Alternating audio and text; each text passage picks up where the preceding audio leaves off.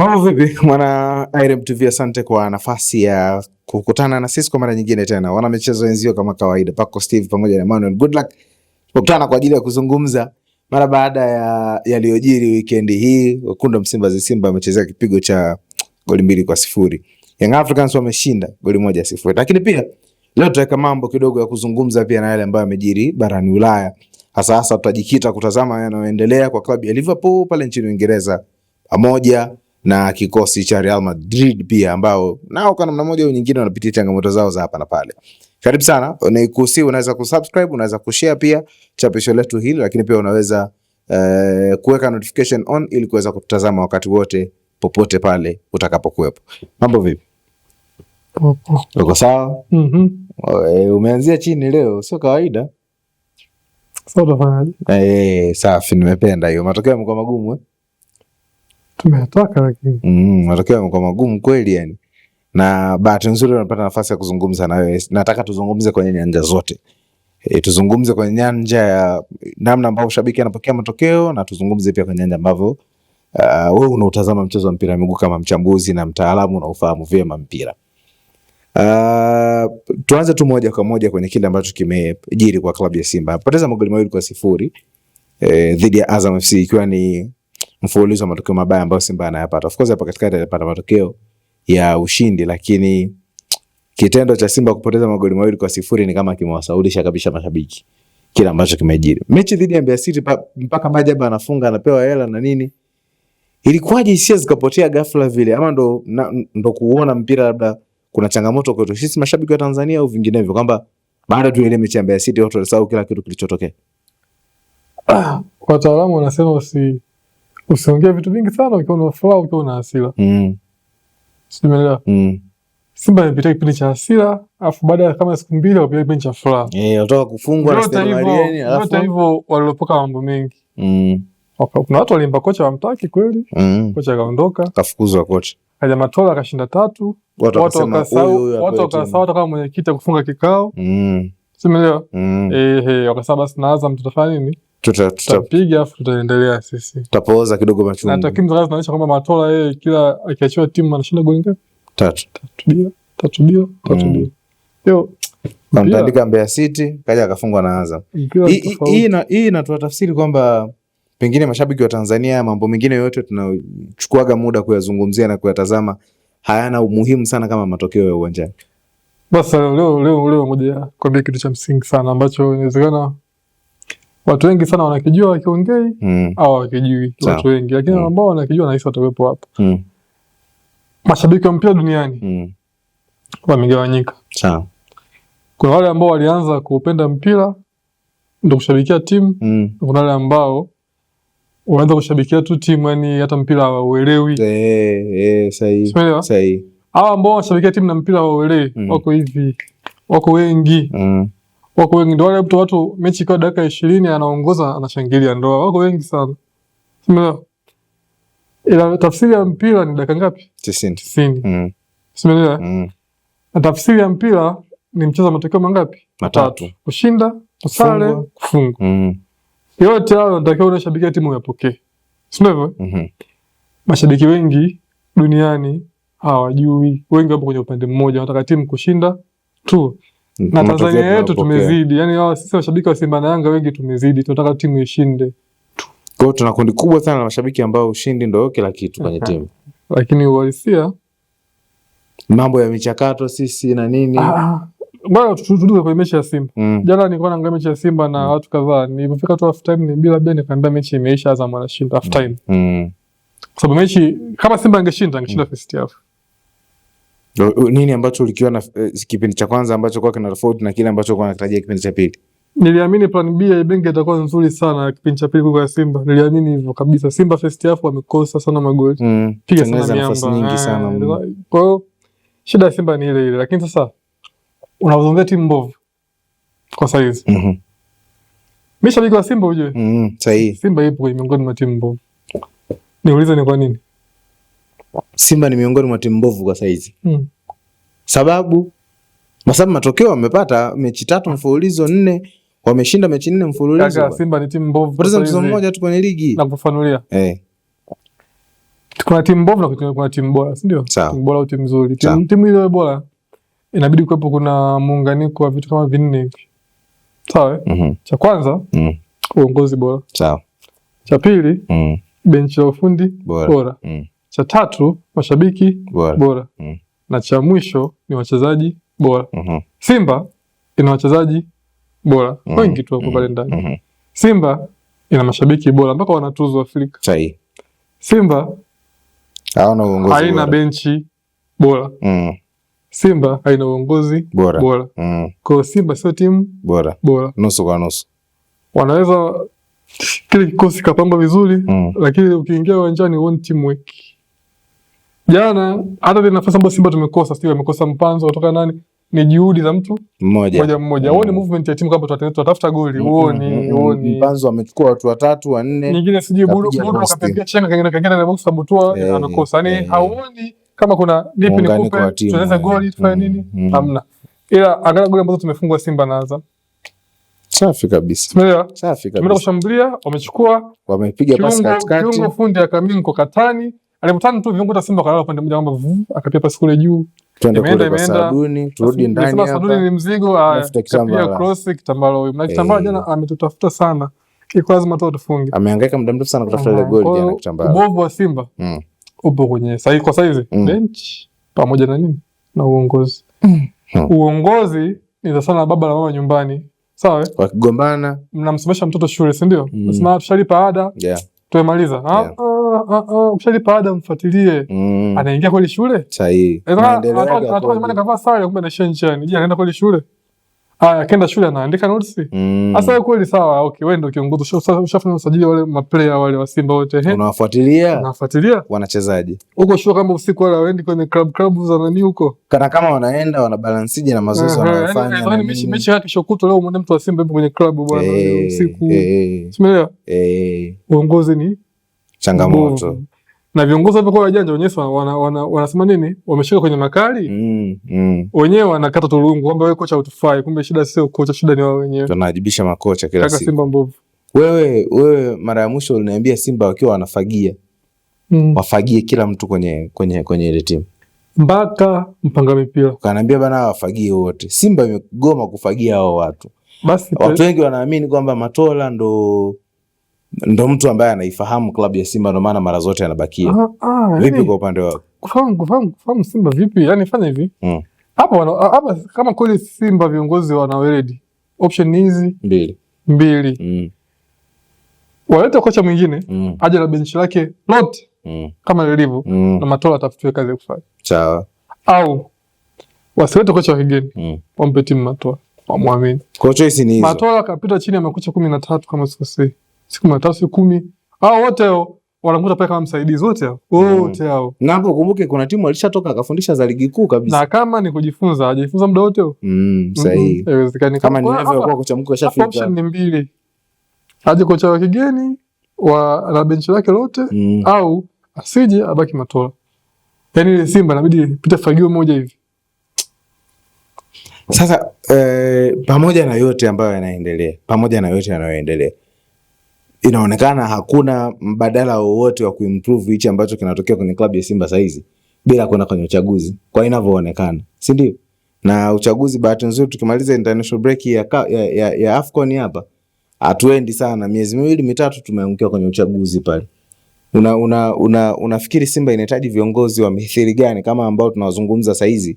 Wao ndio inawezekana ni changamoto kwa sababu mara zote watu wanasema wanawajibisha makocha, lakini wao ndio wakupaswa kuwajibika mara zote. Na hakuna pa kuwajibisha zaidi ya kuwajibikia kwenye uchaguzi. Sisi tunataka viongozi ambao wana sifa za kuwa kiongozi. Moja ya sifa ya kiongozi ni wajibikaji.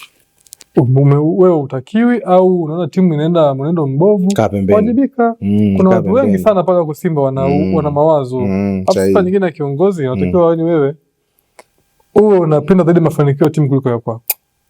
Umeelewa? Sasa viongozi kwa sasa wako hivi kila mmoja na maslahi anaangalia maslahi yake. Nasikia kuna kiongozi alisema mimi ndo nimemsajili fulani. Mimi ndo nimemsajili fulani. Kwa akiuzwa mimi sijui fedha yangu naweka mfukoni na vitu kama hivyo. Mimi si compare Simba na Yanga, lakini Yanga pia wana matatizo yao lakini wanashinda. Unafikiri nini kimebadilika kwa uongozi wa klabu ya Yanga katika miaka 4 ambayo Simba ilikuwa inatawala Alafu nini ambacho hakijabadilika kwa uongozi wa Simba? Saizi wamegeuka wao sasa ndio wamekuwa mgongo kwa mafanikio kwa viongozi wa Yanga wapi waliokuja. Viongozi wa Yanga walivyochukua timu kwanza walisafisha timu cha kwanza.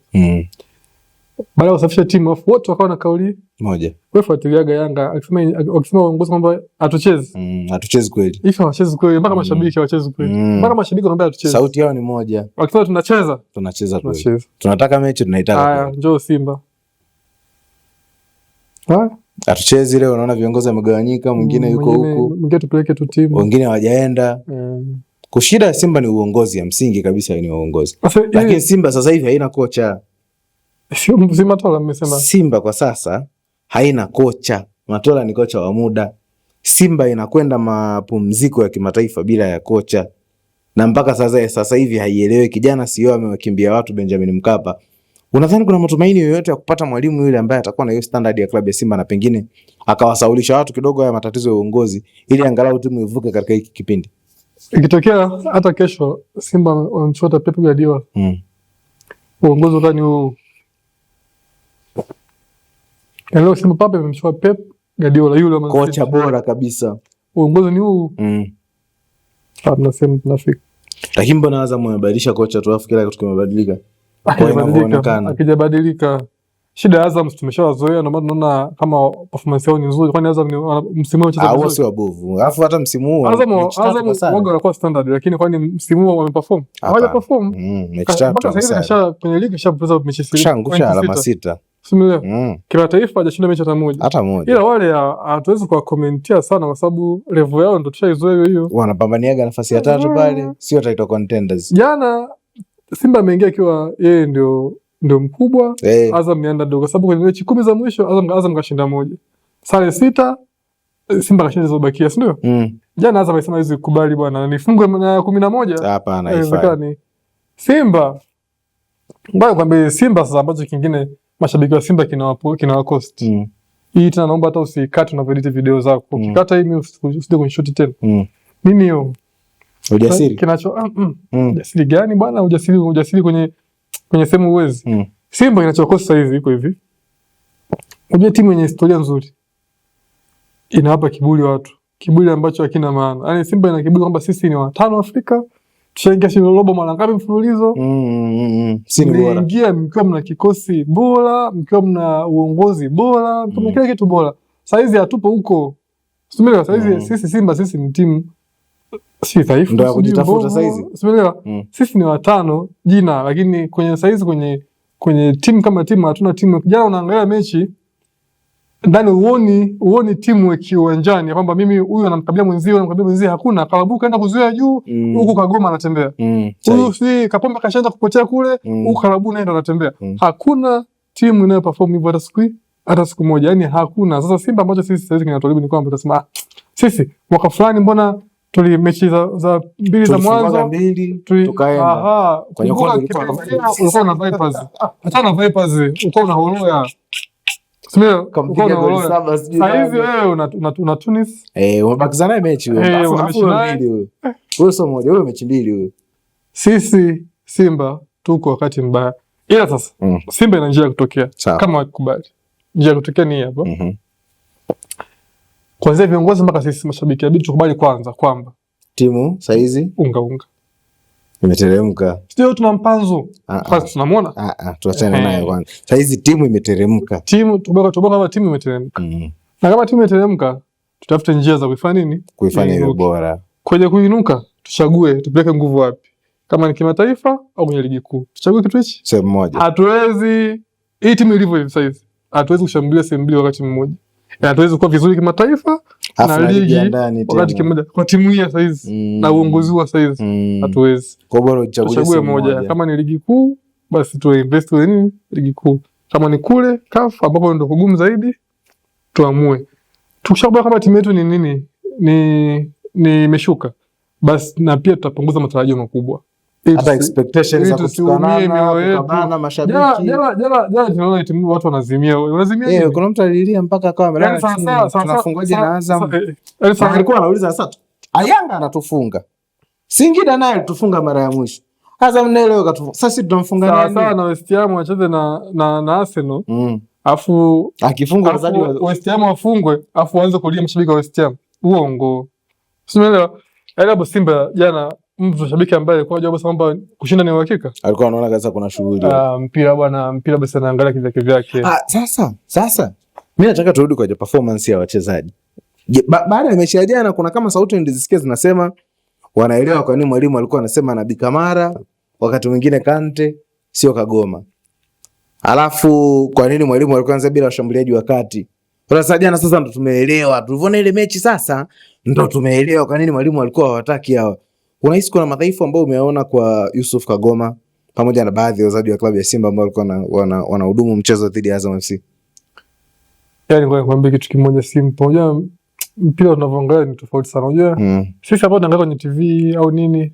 Ukumbuke sisi hapa tunaangalia marudio mpaka replay, si ndio? Sahihi. Na slow motion. Yeah. Ila yule ambaye unamwangalia mwenzio ana sekunde moja tu ya kufanya maamuzi pale uwanjani. Ukikosea tu ndo basi. Ila wewe unaangalia replay usema mbona amekosea? Ila wewe mshangalia replay ujue. Sawa? Sasa mfano Kagoma naweza nisimlaumu sana kwa sababu kwa jana ili Kagoma perform inabidi Kante perform, Kalabu perform, ndio timu ilivyo, ndio teamwork. Tucheze kwa pamoja wote. Teamwork. Jana first half Kagoma ka perform.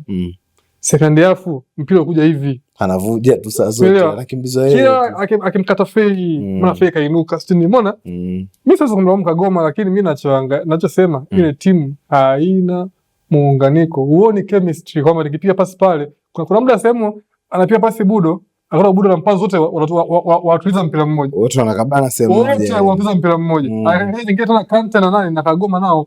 Mpira wote kwenye mpira mmoja. Afu ndo tuanze kupatana tumwachie nani sasa kati yetu. Haya sawa. Anakuja nani? Ndugu yetu Morris Abraham. Morris kuna muda akampiga tobo yule nani Fuentes nani wanaitwa ile beki. Nafikiri alimpiga chenga fulani akateleza, akamrudia ya pili. Akabaki huko juu kuna nafasi ya kupiga pasi, kuna nafasi ya kupiga pasi. Akawa mbele Kapombe. Sogea kwa mbele, twende naye kapande. Kama nakuwekea pale, twende hivi. Hamna hata lugha ambayo mnaifanya hata mazoezini. Kwa sababu ile end tena akatani upande wa pili. Ikatani shambulio lishaisha. Lakini je, yule alikuwa wana chemistry yake akaje sasa Morris kashatani mimi nikimbia nje ile pale mpira ataweka pale. Na Morris naye asingekuwa na kibu na mwenzao kule juu alipiga pasi na yule Kante pasi ndefu wote imetoka nje. Shit, hamna kitu. Simba sasa hivi ni timu sio ya kuitegemea mategemeo makubwa. Kwa wewe kuanzia viwango vya wachezaji, uongozi na kila kitu kwenye klabu havikuridhishi. Viwango mimi sasa shida viwango. Kitu kimoja tu ambacho anaridhika kwenye klabu. Kwenye klabu kimoja sasa hivi mimi najivunia mashabiki wa Simba wanalo ngumu sana. Yaani kitu pekee unachojivunia kwenye klabu ya Simba. Simba wanalo ngumu sana. Na msimu utafurahia jezi tunakwambia. Kama hali ikiwa hivi. Kwani ngoja nikwambie, pressure inakuja wapi ikiwa utofauti tu wa alama kwenye ligi ni alama moja tu peke yake? Kama mkitokea mmeshinda mechi inayofuata, pressure inakuja wapi? Kwamba kuna mechi nyingine mnaiona mnaipoteza. Sasa kama umeshindwa kumfunga jana Azam, wabidi kuja kumfunga Yanga, uje kumfunga Singida. Piga au unapiga. Sasa kwa mfano kwa Yanga sikasha kufunga mara 6, kwa hiyo inabidi angalau upunguze pressure ile mechi moja na upunguze ile gap la mechi. Hapo jinsi tunampigia hesabu Yanga sio nani. Hapo kuna mdogo yoyote hapo katikati lazima aje kutoa jasho. Kwa huu ujinga ambao tunaofanya. Kwa ujinga wa Mpanzo dribble funga mwenyewe. Sahihi. Mpanzo akimbie mbali, ikiwezekana atulize, afunge. Jana mpira mafuta mawili yote yamegonga mwamba. Mpanzo naye inabidi next mpira na vitu vya nani timu haichezi sasa. Mimi Mpanzo simlaumu, lakini kwa nini sasa hizi kila mechi ni miamba tu? Walikuja wale wa Angola hapa da. Na mimi nataka nikuulize.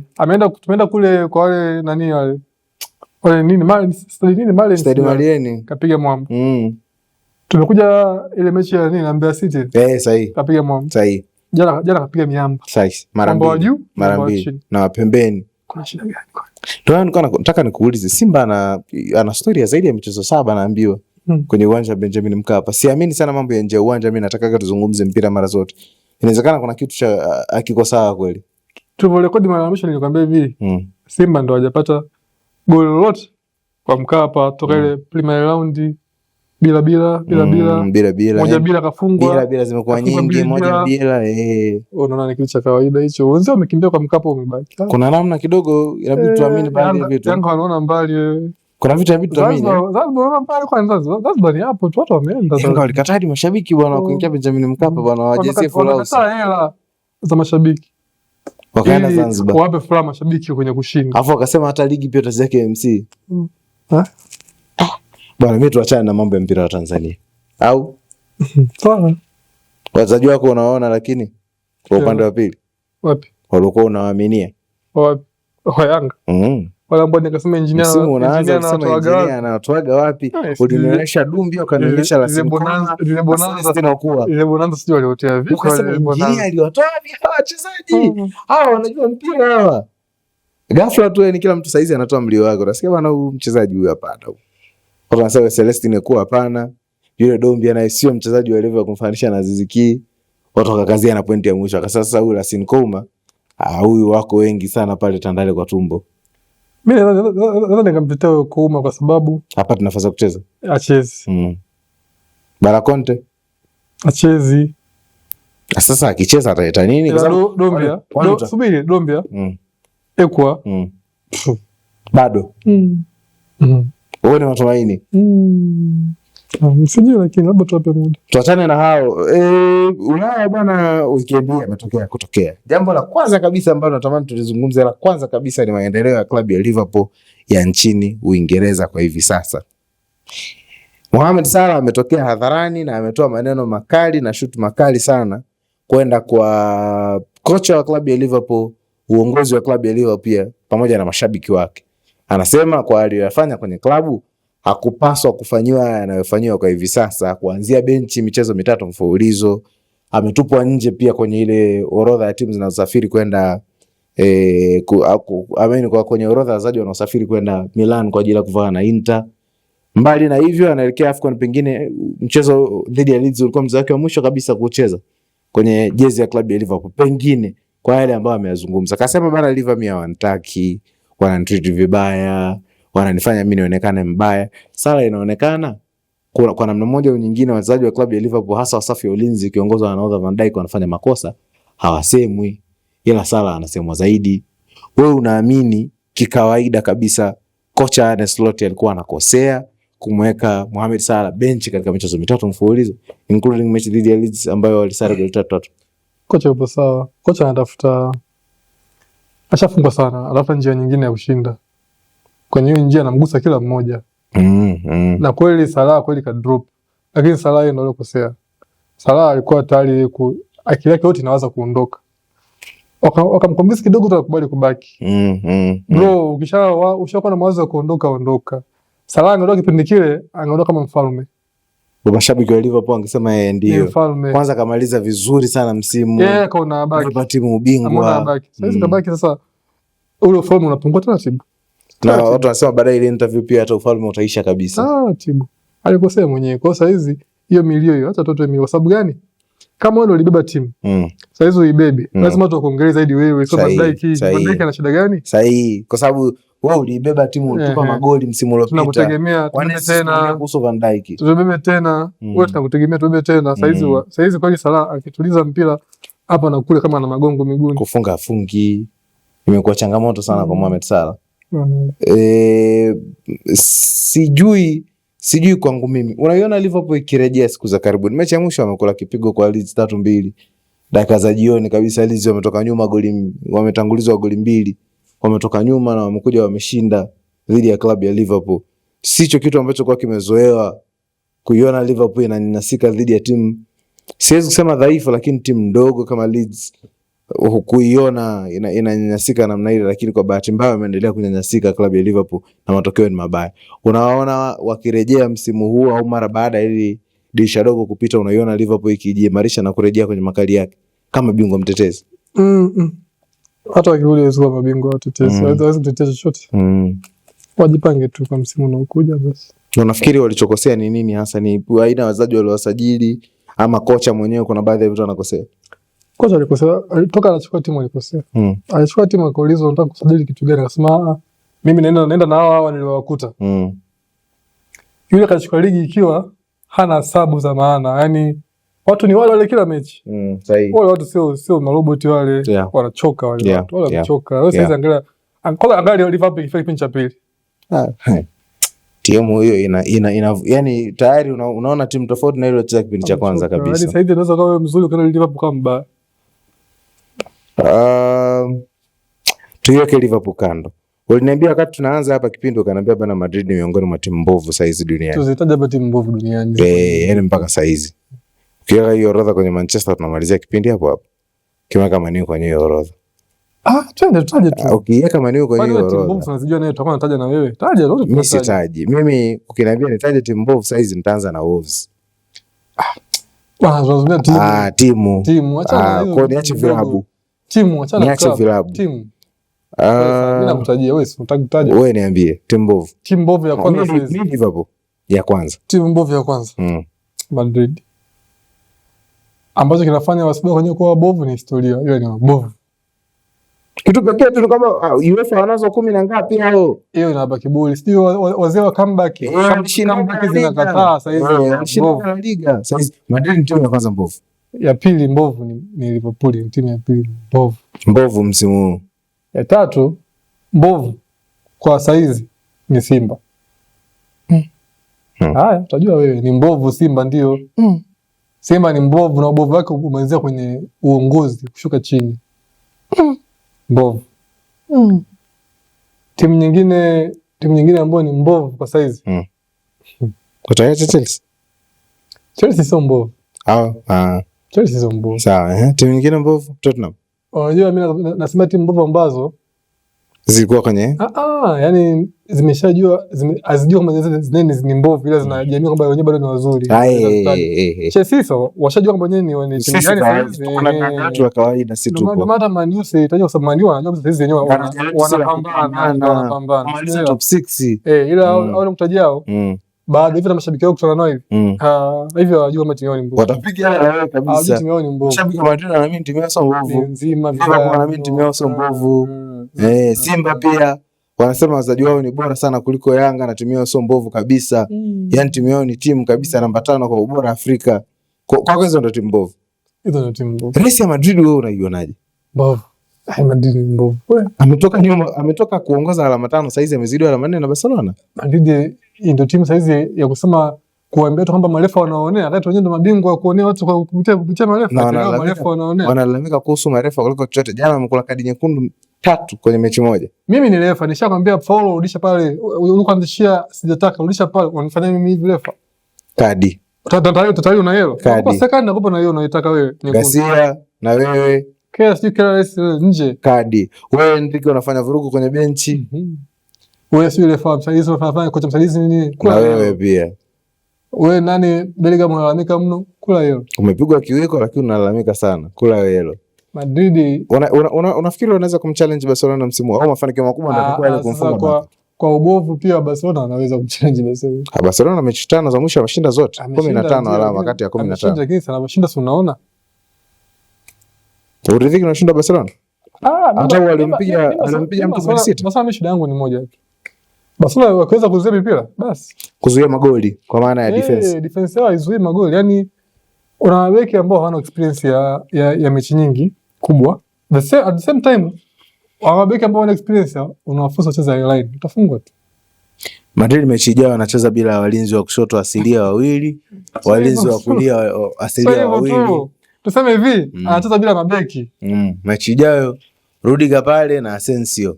Huko kwingine atacheza kama Vinka, kwanza fullback nyingine atacheza Valverde. Jana umeona Asensio anavichukuliwa jana. Mpaka mwalimu ikabidi akampumzishe kwanza.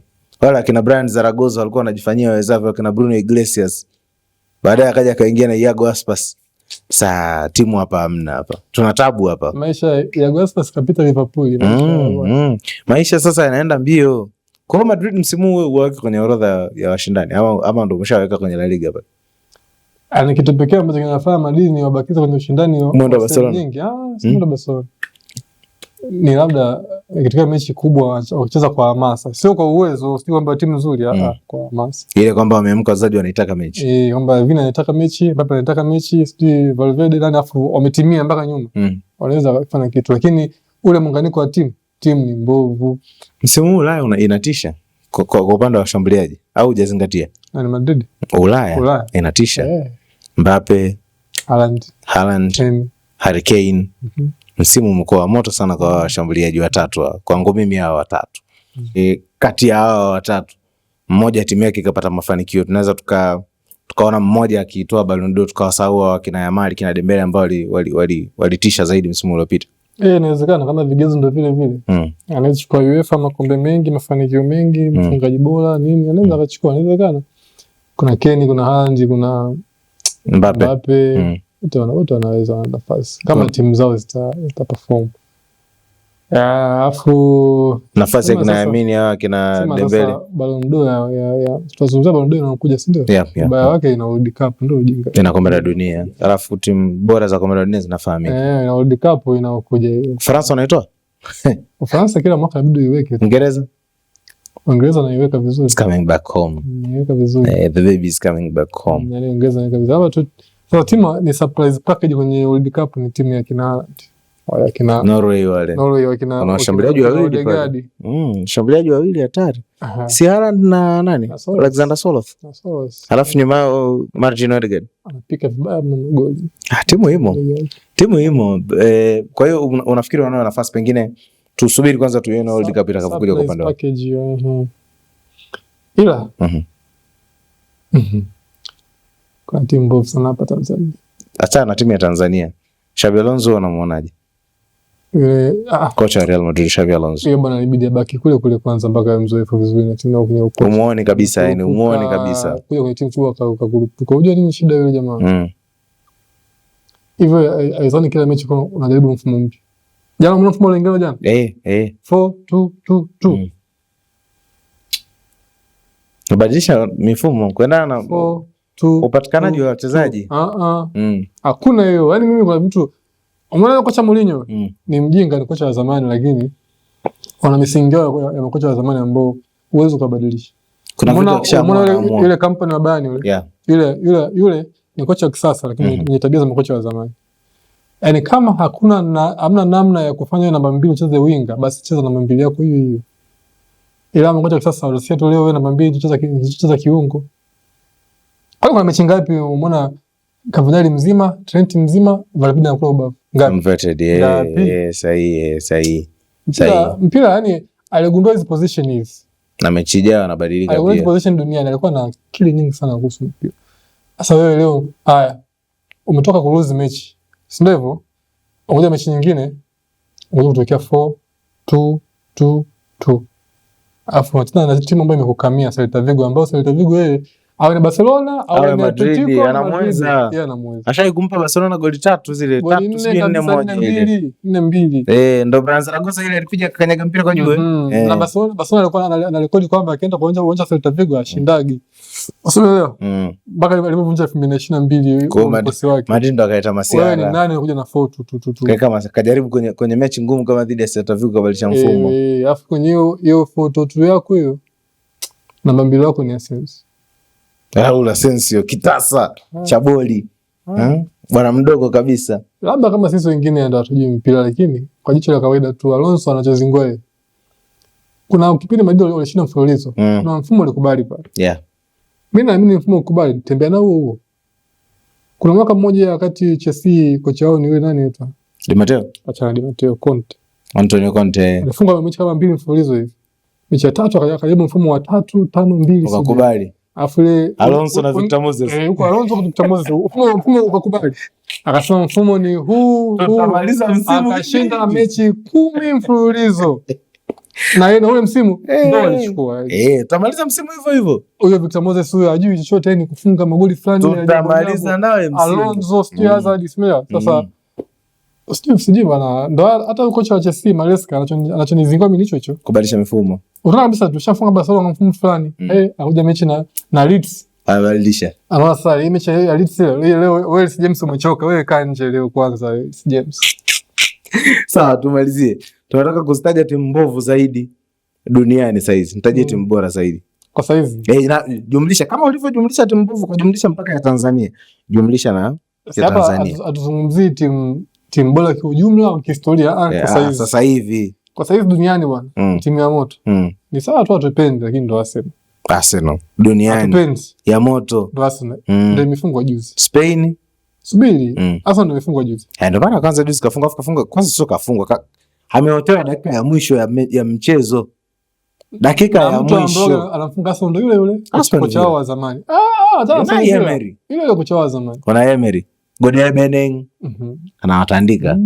Kawatandika tena, kawapunguzia gap limebaki alama mbili. Ya kwanza ni Arsenal. Kwa sasa. Tunaenda Spain. Tukienda Spain? Spain bwana hamna bwana. Kama kawaida bwana. Kwa tumkweli kama sio bora bwana, basi true. Ndio.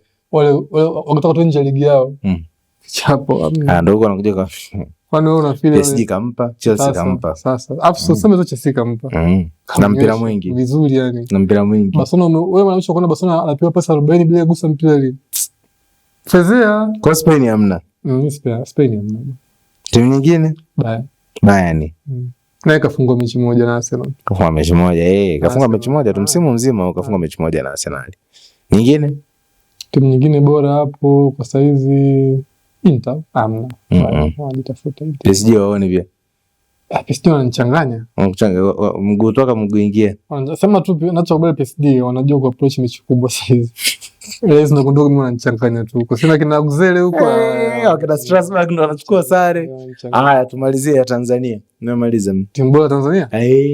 Namaliza nafunga kipindi. Tanzania kama ulivyotaja timu bora, timu mbovu ya Tanzania. Bora ya Tanzania naomba nitajue nifunge kipindi tuondoke. Sasa tutafanyaje sasa timu bora kwa namba, kwa performance, kwa nini? Tanzania ni Yanga. Ni mbaya kusema mashabiki wa Simba lakini walisia ndio huo. Kinachofanya sisi mashabiki wa Simba Yanga ni mbovu. Tunavyoona poor performance za mtu mmoja lakini pattern ya teamwork wanacheza. Pattern ya teamwork iko vile vile. Wewe niambia hata magoli waliofunga Yanga. Sio kabisa kuna movement. Pasi imepigwa assist. Hamna magoli ya Samjo kwamba eti ilitoka kwa Koume ikaja kwa Pacome, ikatoka kwa Pacome ikaenda kwa Duke Abuya kwa Prince Dube. Twende kati. Si ndio? Haya, kuna timu kwa tunasema sasa hivi wamekuwa wazuri kwenye kona. Cha kujisifia hicho. Sasa hivi mpira ile ukufa.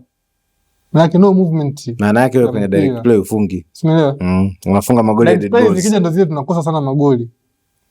Mwamba. Mpira wa kupasia wewe so huyo anakosa so huyo. Sawa, sasa tumeshapiga mwamba basi unayemalizia funga basi. Nani Mkwala? Atangulia au akaja Mkwala. Nishagonga mwamba. Yanga bado ni timu nzuri. Inapita kipindi cha kwa kuna watu performance yao imeshuka. Nao Dirisha Dogo nasikia. Hao watu ile performance ikirudi wakawaka. Mfano Mudathiri apone vizuri. Maana sasa pale dimbani wale wageni wale wote wote bado hawana nafasi. Kwa Mudathiri akipona maana hajapona vizuri. Ile mechi anacheza kwa na ile mechi baada ya pale hajacheza tena. Akipona vizuri yule mziki bado upo kwa Yanga. Hii Yanga ambayo tunaitukana. Hii Yanga ikipata striker anajua kufinish huyo. Sababu nafasi wanatengeneza. Tunaomba tu Yanga wazingue lakini sasa ndio wazuri. Kwenye interview za jana zile mashabiki wa Simba. Kwa shabiki hiyo ndishakataa. Sasa tumesahau tu. Lakini hiyo ndishakataa. Hii basi tutafanya utapost lakini nakusimulia. Si post. Kuna shabiki alisema hivi kwamba pale Simba sasa hatuna imani na mtu yote mpaka Mediali hatuna imani naye mpaka Mediali jamani.